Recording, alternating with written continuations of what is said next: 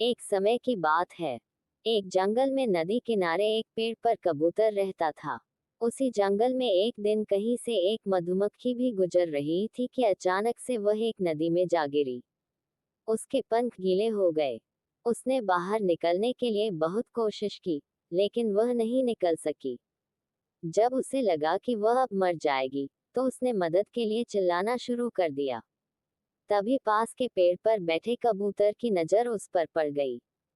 कबूतर ने उसकी मदद करने के लिए तुरंत पेड़ से उड़ान भर ली। कबूतर ने मधुमक्खी को बचाने के लिए एक तरकीब सोची। कबूतर ने एक पत्ते को अपनी चोंच में पकड़ा और उसे नदी में गिरा दिया। वह पत्ता मिलते ही मधुमक्खी उस पर बैठ गई।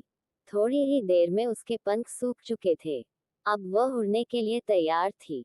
उसने कबूतर को जान बचाने के लिए धन्यवाद बोला। उसके बाद मधुमक्खी वहां से उड़कर चली गई। इस बात को कई दिन बीत चुके थे। एक दिन वही कबूतर गहरी नींद में सो रहा था और तभी एक लड़का उस पर गुलेल से निशाना लगा रहा था। कबूतर गहरी नींद में था, इसलिए वह इस बात से अनजान था, लेकिन उसी समय वहां से एक मधुमक्खी गुजर रही थी, जिसकी नजर उस लड़के पर पड़ गई। ये वही मधुमक्खी थी जिसकी कबूतर ने जान बचाई थी। मधुमक्खी तुरंत लड़के की ओर उड़ गई और उसने जाकर सीधे लड़के के हाथ पर डंक मार दिया। मधुमक्खी के काटते ही लड़का तेजी से चिल्ला पड़ा। उसके हाथ से गुलेल दूर जाकर गिरी। लड़के के चिल्लाने की आवाज सुनकर कबूतर की नींद खुल गई थी। वह मधुमक्खी के कारण सुरक्षित बच गया था। कबूतर सारा माजरा समझ गया था।